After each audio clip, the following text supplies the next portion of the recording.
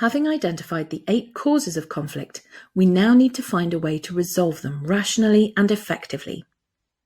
Conflict in the workplace is a fact of life. That it exists is not necessarily a bad thing. If it's resolved effectively, it can lead to personal and professional growth. Effective conflict resolution can make the difference between positive and negative outcomes. By resolving conflict successfully, we may also solve other problems that surface during the process, gaining other unexpected benefits. The discussion needed to resolve conflict expands people's awareness of the situation, giving them an insight into how they can achieve their own goals without undermining others. This all increases understanding. When conflict is resolved effectively, team members can develop mutual respect and faith in their ability to work together, increasing group unity. Conflict encourages individuals to examine their goals, helping them to understand the things that are the most important, what might affect others, and where compromises are needed.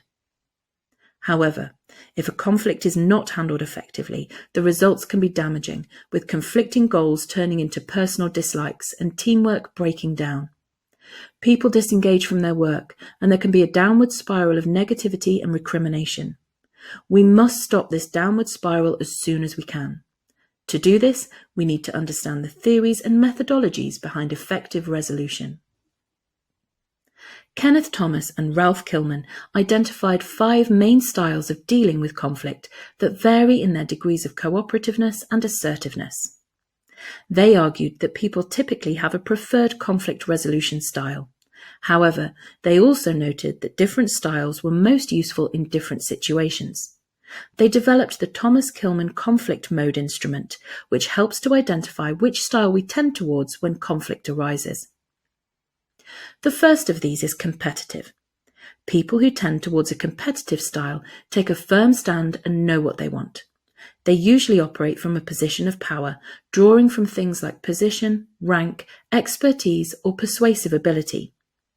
This style can be useful when there's an emergency and a decision needs to be made fast, when a decision is unpopular, or when defending against someone who is trying to exploit a situation. It can leave people feeling unsatisfied and resentful when used in less urgent situations. Next is collaborative. People tending towards a collaborative style try to meet the needs of all people involved. They cooperate effectively and acknowledge that everyone is important. This style is useful when you need to bring together a variety of viewpoints to get the best solution. It can lead to a deadlock, so you must be assertive and be prepared to use another style where necessary. Some people prefer a compromise style to find a solution that will at least partially satisfy everyone. Compromise is useful when the cost of conflict is higher than the cost of not achieving certain objectives, or when there is deadlock or a deadline looming. The style of accommodating meets the needs of others at the expense of one's own needs. Accommodation is appropriate when the other person's goals are a higher priority than your own, or peace is more valuable than winning. The accommodator often knows when to give in to others for potential future strategic or political gains.